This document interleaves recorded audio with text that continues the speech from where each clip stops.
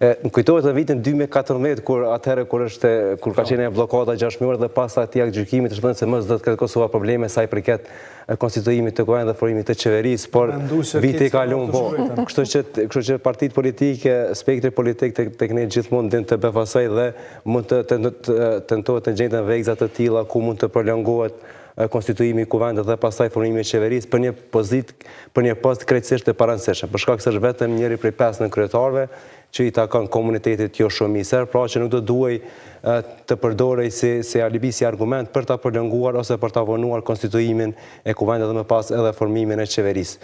Nuk dim se si do të cilën partitë politike, nga ajo që dim deri më tani është se lëvizja vetë vendosje gjithmonë i ka komentuar, i ka kundërshtuar vendimet e gjykatës kushtetuese, por gjykimet, por 3 gjykimet e fundit i ka zbatuar faktikisht sa i përket zgjedhjes së kryetarit të kuvendit. Tash meqenëse se bëhet fjalë për listën serbe, nuk e dim se si do të veprojnë ata, nga ato që kanë parë deri më tani nuk është se ka një qendrim zyrtar nga ana e tyre.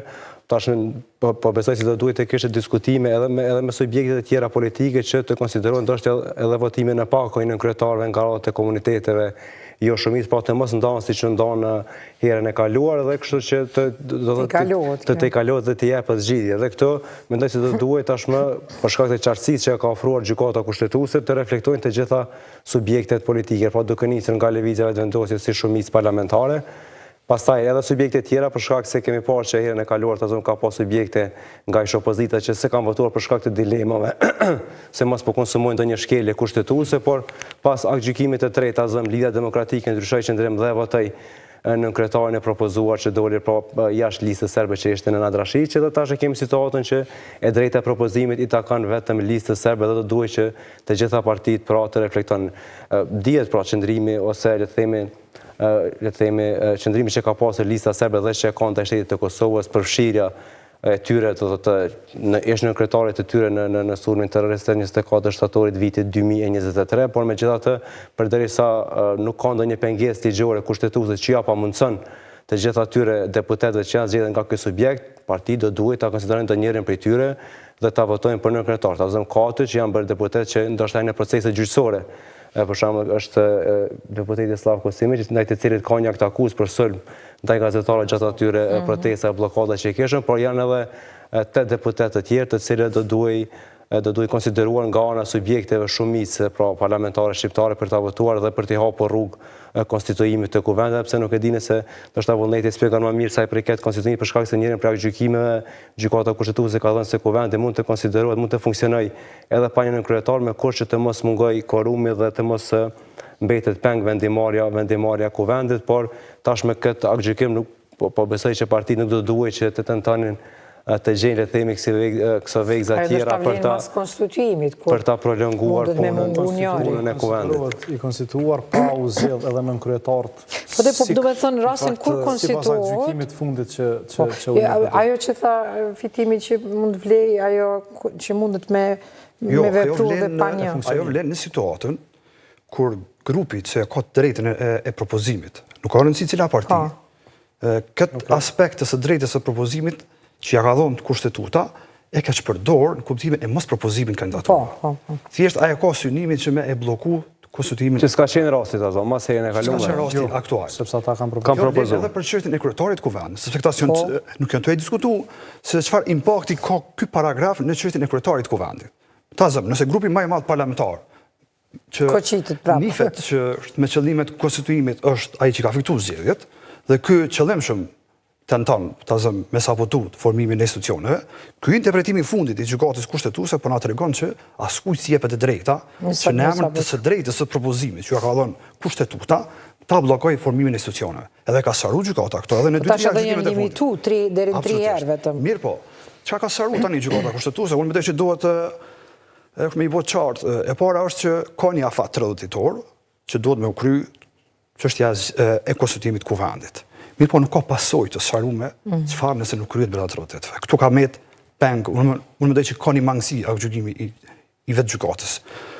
A ka me mujt gjykata nëse shkelit ky afat me konstatu ndonjë pasojë, nëse ky afat nuk respektohet, unë jam shumë skeptik për faktin se kushtetuta s'ka asnjë dispozit që thotë që në rast se nuk konstituohet kuvendi për 30 ditë ose shko zgjedhje, ose ju mirët mandati deputetëve. Po kjo është çështje që mbetet për të parë në të ardhmen, nëse eventualisht shkelet. Po në këtë rast e kemi një fat se mundet presidentja vet me vullnet një farë mënyre me dhona ajo dorëheqje që me na çu në zgjedhje.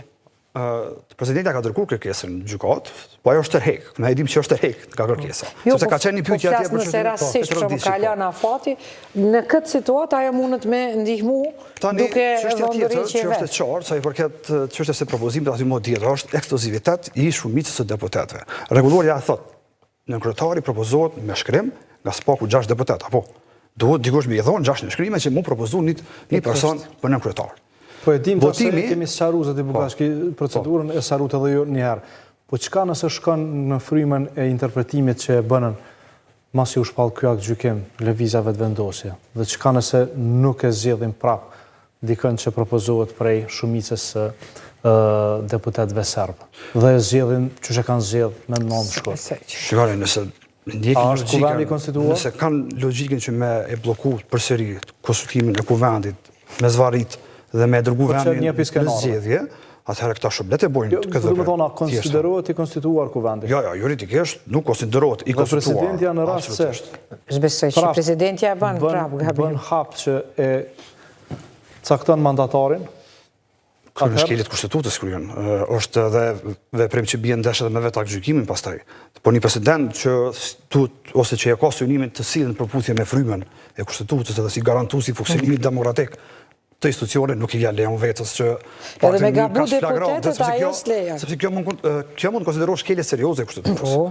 Pra, fakti që ti e keni akt gjykim që ta ka qartësu, se kur mirës i konstituar parlamenti i Kosovës, dhe ti gjendjen faktike e ki që të thotë se nuk konstituohet pa u zgjedh kryetari dhe gjithë nënkryetarit, dhe ti e vren se procedura me cilën zgjedh një nënkryetar nuk ka shku sipas rregullave dhe vetë akt gjykimi dhe nëse bën veprim të kundërt karshi këtij akt gjykimi, normalisht që mund nesër 30 deputet me dërgurasin gjykatë kushtetuese dhe mund nesër me kërku impeachment që themi në procedurën e shkarkimit të presidentës pastaj. Unë besoj që mas certifikimit sa që ndodhi, do të veprojnë edhe deputetet në mënyrën që po thot vullneti, dhe më thonë duke... Por është pritet për i të thonë, se vazhdo të mbaj qëndrime lëvizjave të vendosje, në raport me listën serbe, nuk mund pritet vot prej tyre për cilën do prej kandidatëve të tyre.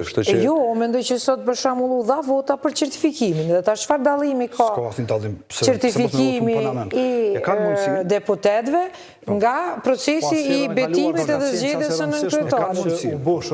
Po tash unë po them, mund t'i mbajmë rezervat, ne mund ta bëjmë rezervat edhe që shteti i Kosovës është shpalli pavarur se kemi pas dëshira tjera. Por ja që kemi pranu këto fakte. E kanë mundësin që në hërjet procedurës e votimin në pako. Jemi brenda kësaj është një vendimarje që fletë për zgjedhjen e nënkryetarit komuniteteve. Dhe shumë letë ka përcohet kjo procedurë. Dhe ata nuk munden thjesht e përballojnë ma letë, edhe nuk e fusin vetën në graska të asaj që me godit opinioni mediat edhe opinionistët. Ta mendimin e kanë se si do t'i shë opinioni publik, sa i përket votimit. Këtu e kanë... Si këtu e kanë edhe për ta atakuar palën tjetër, ta zëmë nëse voton për tyre. Po tash krejt kjo është boqa që, do më thënë e kot, sepse thash, ne gjithë po nisemi nga që ajo premis, e dim, të gjithë, kishim pas qef mos për pas lista srpska deputet në kuvendin tonë, kishim pas qef me pas deputet tjerë, serb, që ja dojnë të mirë në Kosovës, që dojnë me qenë të integruar, që punojnë për një Kosovë të mirë, për të gjithë qytetarët, që ti kemi këto dëshira. Por për momentin kjo nuk është e mundshme dhe kushdo që dëshiron me shkaktu një iluzion të tillë, që me një nonshalancë ose me mos respektim të vendimit gjykatës kushtetuese, po mu i ka me ndalë listën serbe ose deputetet për me qenë pjesë të kuvendit, dhe më thonë vetëm mundohet me mashtru opinionin, sepse kjo nuk ndodh dhe kjo është qartësu 100%